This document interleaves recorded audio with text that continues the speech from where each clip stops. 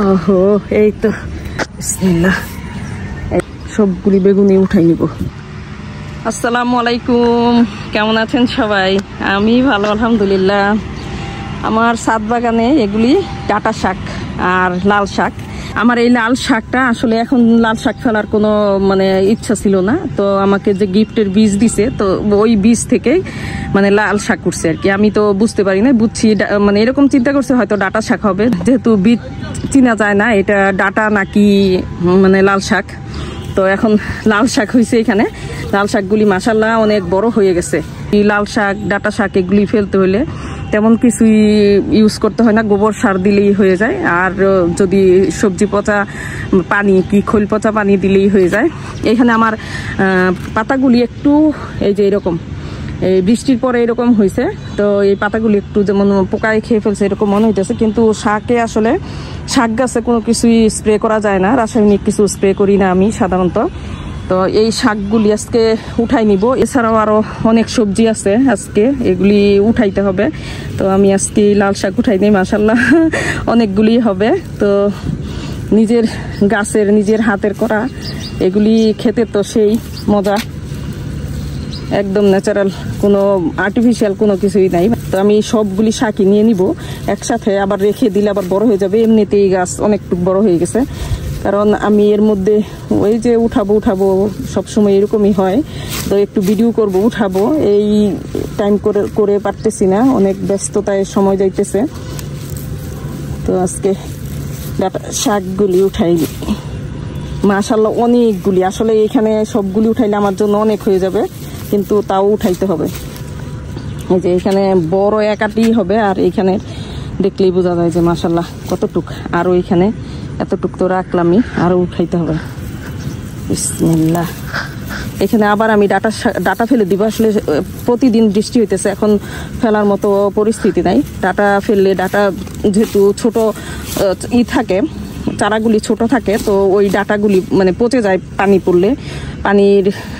বৃষ্টির পানি যেহেতু ছোট চারা থাকে, বৃষ্টির পানিতে নষ্ট হয়ে যায়। ডাটা আমি আরো ফেলছি এবার, ডাটা প্রচুর, কয়েকদিন পরই আমি ডাটা ফেলতেছি, শাক খাইতেছি, ডাটা খাইতেছি এরকম। তো একটা সুবিধা কি, ডাটা শাক যদি একবার ছাদে হয় তারপরে শুধু হইতেই থাকে, কোনো না কোনো জায়গায় আরেকটা ডাটা হবে। তারপরে এই যে সবগুলি ডাটা শাক আমি নিয়ে নিলাম। মাশাআল্লাহ এখানে কতগুলি ডাটা শাক হয়েছে, এই যে হাতে, আসলে আমার হাতে আসতেছে না, এখানে অতগুলি লাল শাক হয়েছে মাশাআল্লাহ।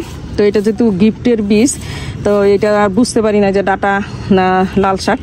তো পরবর্তীতে আর আমি লাল শাক ফেলবো না, যেহেতু এখন ওইরকম সিজন না।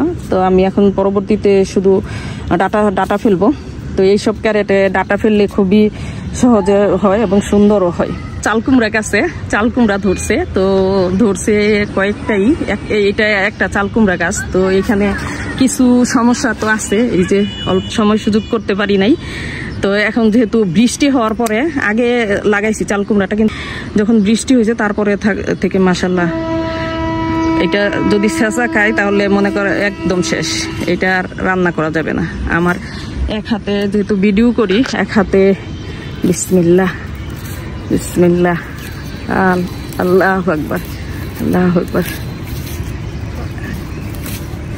ওহো, এই তো মাশাআল্লাহ কত বড় হয়েছে, অনেক বড় ভারী, খুব সুন্দর একটা চালকুমড়া হয়েছে মাশাআল্লাহ, আলহামদুলিল্লাহ। এখানে নিচে একটা চালকুমড়া হয়েছে, একদম কি বলে এটা, একদম ড্রামের মধ্যে হয়েছে। এখানে একটু নষ্ট আছে, তারপরেও মাশাআল্লাহ সুন্দর হয়েছে চালকুমড়াটা। এই চালকুমড়াটা এতটুকু বড় হবে আমি মনে করি না, এটা একটু স্লো বড় হয়েছে। তারপরে এটা কেটে নিব, বেশি বড় হইলে আর খাওয়া যাবে না। বিসমিল্লাহ। এই তো এটা ছোট, ওইটা বড় মাশাআল্লাহ, ওইটা অনেক বড়। আজকে বেগুন গাছ থেকে মাশাআল্লাহ অনেকগুলি বেগুন উঠানো যাবে। একবার বেগুনের চারা লাগাইলে কমসে কম 2 বছর ফলন পাওয়া যায়, কিন্তু যতই ফলন পাওয়া যায় প্রথম ফলনের মতো আর ওইরকম সুন্দর হয় না। তো এতদিন বৃষ্টি হয় না, এই জন্য বেগুনটা সাদা সাদা হয়েছে। এখন বৃষ্টি হওয়ার পরে বেগুন আবার সেই বেগুনি কালার চলে আসছে মাশাআল্লাহ, বিসমিল্লাহ। এগুলি শীতের গাছ, শীতে লাগাইছিলাম। তো এখনো মাশাআল্লাহ কত সুন্দর বেগুন হইতেছে। কয়েকদিন পরেই আমি বেগুন উঠাইতে পারতেছি। আর এই বেগুন আমি খুব বেশি বড় হইতে দিতেছি না, এখন বোঝা যায় না, কারণ কচি কচি বেগুন খুব বেশি বড় হয় না, এই জন্য বোঝা যায় না যে আসলে বেগুনটা কি মানে কচি কিনা। তো এই তো মাশাআল্লাহ, এই তো অনেকগুলি বেগুন একসাথে।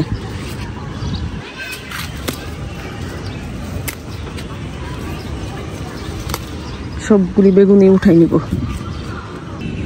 আজকে ছাদ বাগান থেকে। মাশাআল্লাহ এই কয়েকটা বেগুন, 2টা চাল কুমড়া, আর এই চাল কুমড়াটা কতটুকু বড় হয়েছে মাশাআল্লাহ দেখলেই বোঝা যায়। আর এটা ছোট্ট একটা চাল কুমড়া আর লাল শাক। তো লাল শাকগুলি আমি একদম গোড়াটা বেছে নিয়েছি এখান থেকে, মানে বাসায় যেন ময়লা না লাগে এই জন্য আমি একদম ছাদের থেকে বেছে নিয়ে নিয়েছি। তো আমার আজকে ছাদ বাগানের কালেকশন। আমার ভিডিও যদি আপনাদের ভালো লাগে তাহলে আমার পেজটা লাইক ফলো শেয়ার করবেন। তো সবাই ভালো থাকেন, সুস্থ থাকেন, আল্লাহ হাফেজ।